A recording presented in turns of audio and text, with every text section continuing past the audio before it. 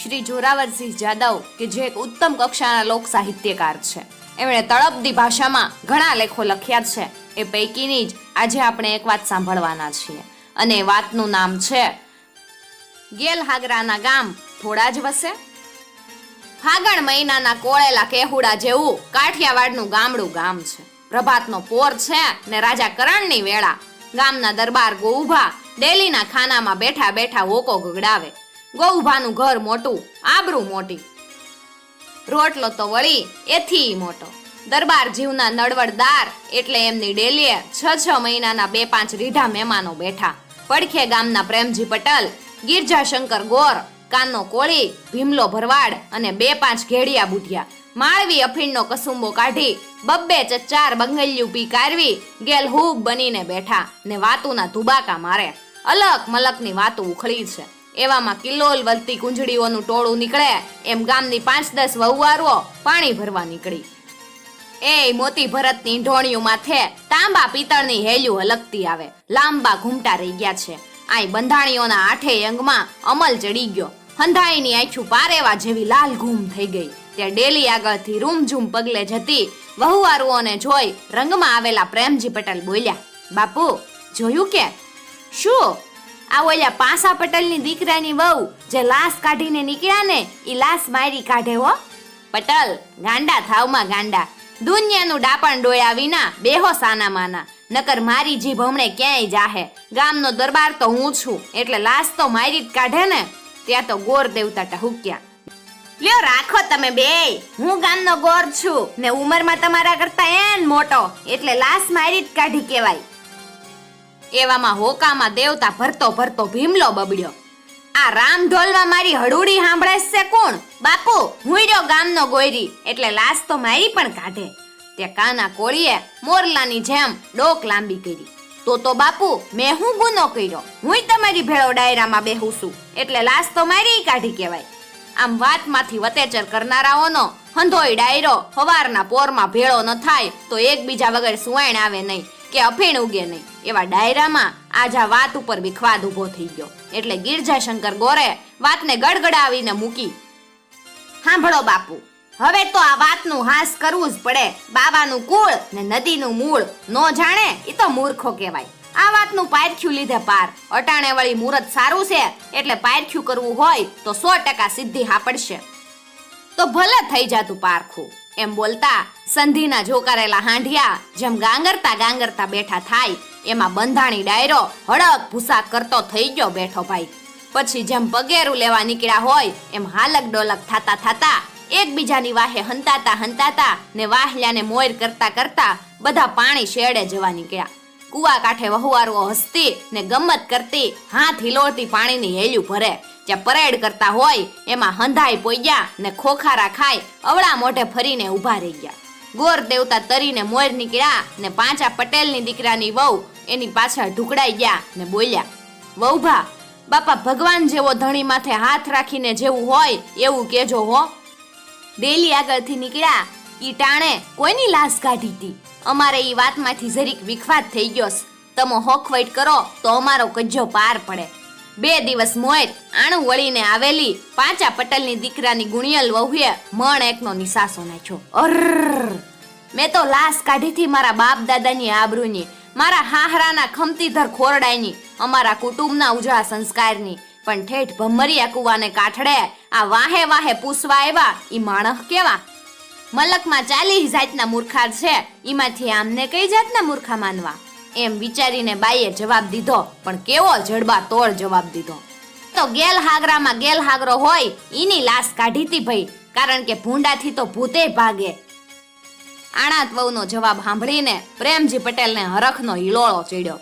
બાપુ જોયો ને ધુબાકો, મારી વાત હોળ આના હાચી પડી ને? વહુભાઈએ કીધું એમાં તમે સમજ્યા કાંઈ? એમણે કીધું કે મેં તો ગામના ગેલહાગરા માણસની લાશ કાઢીશ. એટલામાં સમજી જાવ ને અન્નદાતા, એમણે મારી જ લાજ કાઢી તી. તમે પટેલ ગેલહાગરા કેવી રીતે છા? ઈની તમને ઠામુકી ખબર જ નહીં. તમારા બાપુ કેહુભાઈએ એક વખત મને ગેલહાગરો કીધેલો. પવનના વંટોળિયાની જેમ વાત વહેતી થઈ. પ્રેમજી પટેલ મોં ઉપર આનંદની રીછડી રમતી મૂકીને બોલ્યા, ઈ વખતે મારું આવતું જોબન્યું મોઢે મૂછનો દોરો ફૂટતો આવે, આઠે અંગમાં જુવાની ભગડતી રમે. ઈ ટાણે હું તમારા બાપુને ડેલીએ બેસતો ને ભવ થાય તાણે હોકાની બે ફૂક લેતો. ઈનો કરવાનો સાળો કરતા તો કર્યો, પણ ઈમાંથી હોકાનું હરડ બંધાણ લાગી ગયું. તાકડે મારા લગન લેવાણા ને 15 દી માંડ થયેલા. શ્રાવણ મહિનાના સોમાહાની મેઘલી રાત, ઈમાં અડધીક રાત થઈ ને હોકાની તલપ લાગી. ભાઈ સૂલો ફંફૈસો પણ દેવતા ન મળે. મેં તો નાખોરા ઢહડતી પટલાણીને હડબડાવી ને જગાડી. ઈ પડખું ફેરીને બોલી, સૂલામાં દેવતા નથી, હુઈ જાવ ને સાના માના, હવારે હોકો ભરજો. મેં કીધું, હવાઈની માં ઉઠ હવે, આપણને હોકા વગર નહીં રડે. સૂલાના ભાઠામાં દેવતા રામ થઈ ગયો હોય તો કેહુભા બાપુની ડેલી હામીસ છે, ન્યા રાત દી ભાઠો જગતો જ રે. જા જઈને લઈ આઈ.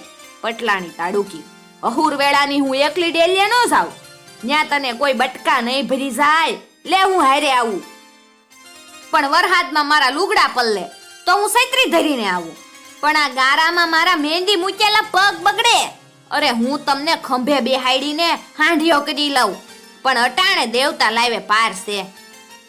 એને પછી તો ભવાઈમાં રંગલો રંગલીને જેમ રમાડે એમ વેહ કાઢીને અમે અડધી રાતે ગયા તમારા બાપુની ડેલીએ. હું ડેલીની બારહાક ઝાલીને બહાર ઉભો રહ્યો ને પટલાણી કમાડ ઉઘાડીને અંદર ગયા. બાઈ માણસને ભાંગતી રાતે ડેલીમાં ફરતી જોઈ ને તમારા બાપુએ ખોખારો ખાઈને એને ટપાડી. બાપા, અડધી રાતે ડેલીમાં કોણ ફરસ? ઈ તો બાપુ હું ગણેશ પટેલની દીકરાની વહુ. પટેલને અટાણે હોકો પીવાનો ભાવ છો તે જરીક દેવતાના બે ખોટવરા લેવા આવી સૌ. પણ ભા, આવા વરહાદના બઈ માણસથી બારા નો નીકળાય. જોવો ને મેં કેવો હાંભેલાની ધારે વરહવા મંડાણોસ. આવા વરહાદમાં તમારા લુગડાય નો પડ્યા? બાપા, તમારા પગે ગારાવાળા નો બગડ્યા? ના, શીના બગડે? પટેલ મને ખંભે બેહાડીને માથે સૈત્રી ધરીને હારે આવ્યાસ. ઓય તારું હારું થાય, મરદ જેવો મરદ ઉઠીને બઈને ખંભે બેહાડીને દેવતા લેવા મારી ડેલી આવ્યો. મારો ઘેલ હાગરો લાગેસ. ગજબ કર્યો. ચા મુઓ પટેલ? એ આ ઉભો ડેલીની રાંગમાં એમ કેતો હું છતોય છો, ત્યારે તમારા બાપુ કેહુભાઈએ મને કીધું કે પટેલ, તમે તો હાવ ઘેલ હાગરા છો. હા, ઈ તો ઠીક, પણ ગોર દેવતા તમે કોઈ દી ગેલ હાગરાય છા કે નહીં? ત્યારે ગિરજાશંકર ગોર માથેથી પાઘડી ઉતારીને હાથાકની ચોટલી હવામાં ઝૂલતી મૂકીને મરક મરક થાતા બોલ્યા, પરાયરના ઉનાળાની જ વાત છે.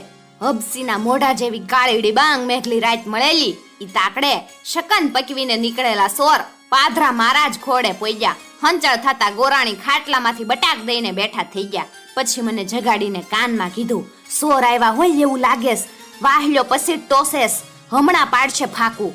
ત્યારે બંદા બોલ્યા, આપણે રીએ જાતના બ્રાહ્મણ, લાડવા ખાવાનું કામ આપણું, બાજવાનું કામ આપણું નહીં. સોર તો 4-5 હોય એટલે વેળા કવેળા વરતવી પડે.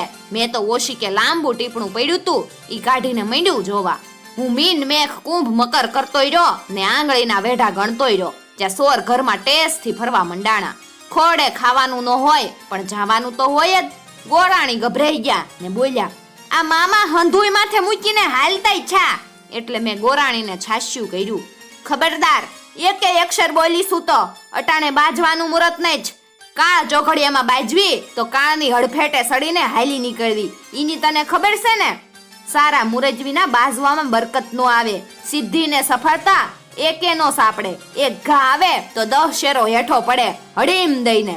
હું ટીપણું જોતોય રહ્યો, આંગળીઓના વેઢા ગણતોય રહ્યો. ગોરાણી રાયડું પાડતી રહી, માથા પછાડતી રહી. પ્રાગડના દોરા ફૂટ્યા ને કુકડે બાંગ પોકારી. 50 કરોડ પૃથ્વી જાગી. માનવીનો હેરો ફેરો શરૂ થયો તોય ભાઈડાએ ટીપણું તો વેતું જ રાખ્યું. પછી બરોબર બપોરના સોરને કાંધ મારવાની વેળા થઈ. ઈટાણે રીડિયામણ શરૂ કર્યું, ધોડો ધોડો, સોર આવ્યા, સોર આવ્યા, ગરીબ ગોર મરાઈ ગયો, હાય હાય લૂંટાઈ ગયો.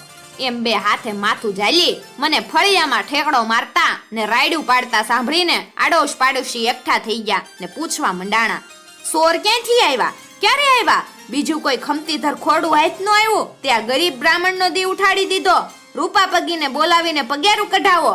ત્યારે મેં ઢીલા ઢફ અવાજે કીધું, વાહલી પસીતમાં ફાકું પાડીને મધરાતે આવેલા, ઓતરાદી દિશાથી ગૃહ પ્રવેશ કરેલો છે. ઈટાણે તમે શું કરતા હતા? ઊંઘતા હતા? ઊંઘે શીના, ઈ ઊંઘ આવે ખરી? ઈટાણે ભાઈડો ટીપણું કાઢીને મુરત જોતો તો. ઓય ગોર બાપા, તમે તો હાવ ઘેલહાગરા જ છો. અડધી રાતે ચોર આવેલા ઈની જાણ ઠેઠ ખરા બપોરે જતી કરોસ.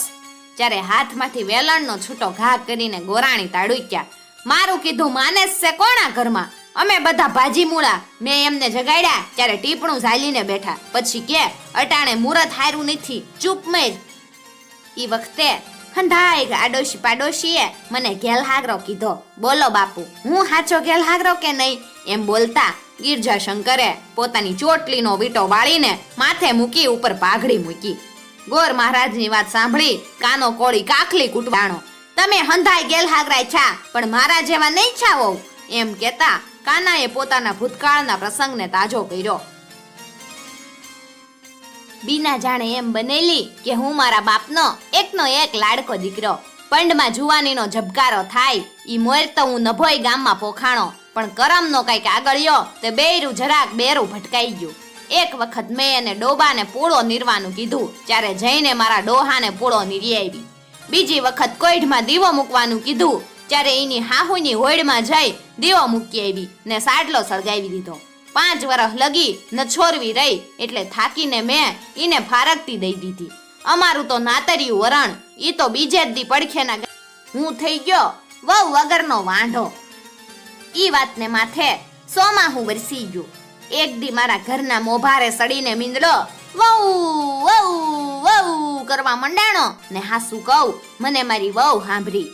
જ્યાં વાવડ મેળ્યા કે વહુને તો દેવના શક્કર જેવો દીકરો ધાવણો છોસ, એટલે મેં કાટલાના લાડવા વાળી ગટકુડી ભરીને માથે મૂકી ને હરખ કરવા ઉપડ્યો.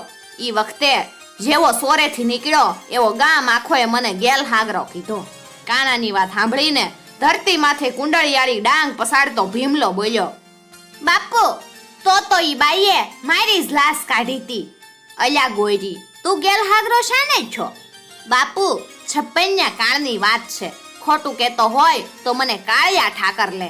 બસ ઈ ટાણે મારી કને શાલી પસા ઘેટા બકરા, ખારવી જેવા તળાવડાને તીરે આ બકરા સરાવું.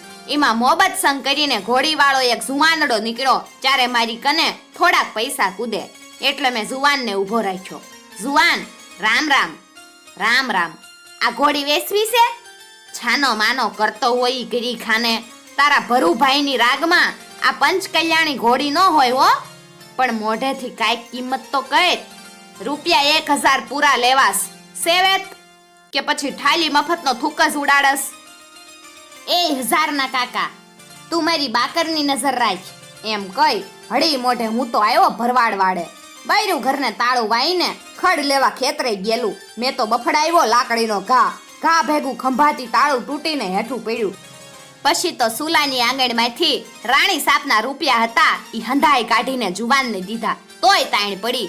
એટલે 2.5 હેમાં હતા ઈ ગાડરા ને બકરા દઈ દીધા, તોય 2.5 હે ખૂટ્યા.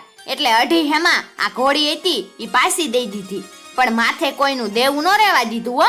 પછી હાથ ઉલાળતો હું હરખભેગ ઘરે આવ્યો તો બેરાએ કીધું, લાપસીના આંધણ મૂક, આજ લેણું માતર તોડી નાખ્યું.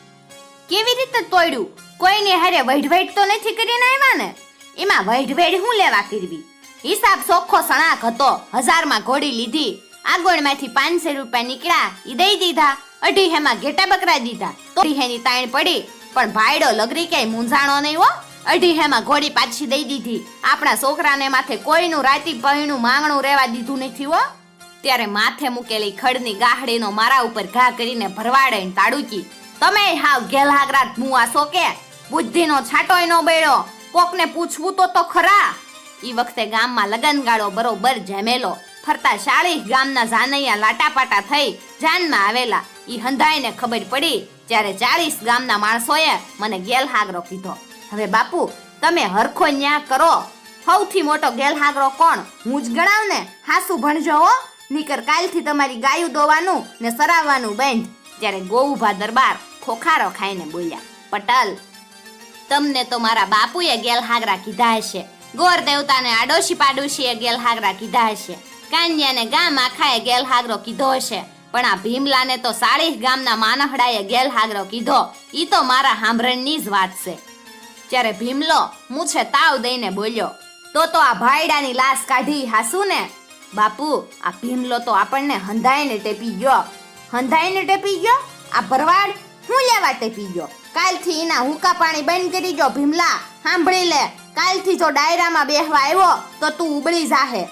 ત્યારે ગિરજાશંકર ગોરે ટપકું મૂક્યું. બાપુ જુઓ ને, મારી લાશ કાઢી એમ કરીને ચારું નોય મૂછવું આંબળેસ ને ઈ તો પાછી મારી સામે ઈને એકલાને જ મૂછુસ, બીજા બધા ન મૂછ્યાસ. બકોરો ઓલા વાઘલા વાળનને ને પડાવી ગયો એની મૂછું. ગોવુભા બાપુનો બદલાયેલો મિજાજ જોઈ બધા ટાઢા બોળ થઈ ગયા ને બોલ્યા, બાપુ ભરવાડ શું વટતો તો? તમે હંધાઈને વટી જાવશો હો. ગમે એમ તોય તમે ગામના ગ્રણી ધણી ને મોટા દરબાર કેવાવ. પાસા પટેલના દીકરાની વહુ લાશ કાઢે તો તમારી જ કાઢે ને. આ ભીમલો સમજ્યા વગરનો મય ગબકાશીનો મારસ. હબ દઈને ઈંબર કોને નકામા હવારના એ કુવા કાંઠે હંધાઈને રાવણના હાંઢિયા ઘોડે ઊભા રાખ્યા તે. એમ વાતુના વડા કરતો ડાયરો લાજનું હાચ કરીને ઠેઠ રોંઢા ટાણે પાછો ફેર્યો. પછી સૌ બંધાણીઓ ડેલીએ ગયા. એવા નર વઈ ગયા ને એની વાતું રહી ગઈ. મિત્રો, આવી જ બીજી લોકવાર્તો સાંભળવા માટે ચેનલને જરૂરથી સબસ્ક્રાઇબ કરી અને સાથે આપેલું બેલ આઇકોન પ્રેસ જો, જેથી આવનાર નવા વિડીયોઝની નોટિફિકેશન સૌથી પહેલા તમે મેળવી શકો.